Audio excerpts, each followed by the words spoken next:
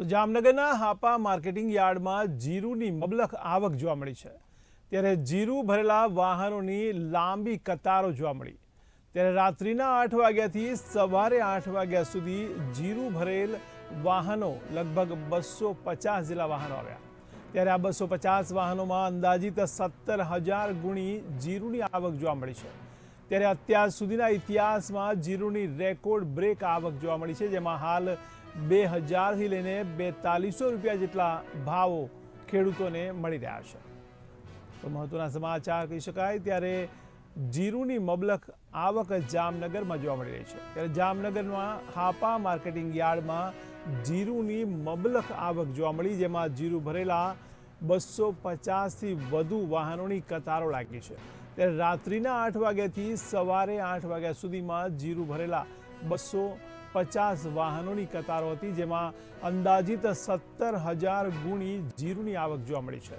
ત્યારે અત્યાર સુધીના ઇતિહાસમાં જીરુની રેકોર્ડ બ્રેક આવક જોવા મળી, જેમાં હાલ 2000 થી લઈને 4200 રૂપિયા જેટલા ભાવો ખેડૂતોને મળી રહ્યા છે।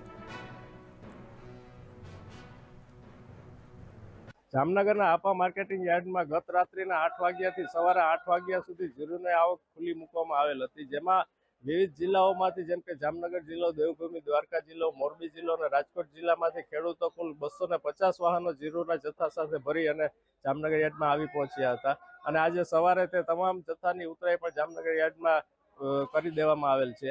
અને આ જે 250 વાહનો જીરુના આવેલ હતા તેમાં અંદાજિત 17,000 થી પણ વધુ ગુણીની આવક નોંધાયેલ છે। આજે 17,000 થી વધુ ગુણીની આવક નોંધાયેલ છે તે જામનગર યાર્ડના ઇતિહાસમાં પ્રથમ વખત જીરુની આટલી વિશાળ જથ્થામાં આવક નોંધાયેલ છે। અગાઉના વર્ષોમાં 5,000 થી 7,000 જેટલો એકી સાથે જથ્થો યાર્ડમાં આવતો હતો, પરંતુ આ વખતે જીરુની સિઝનની શરૂઆતમાં જ એકી સાથે 17,000 થી વધુ ગુણીની આવક નોંધાયેલ છે, કેમ કે જીરુના વાવેતર પણ પુષ્કળ પ્રમાણમાં સૌરાષ્ટ્રમાં થયા છે।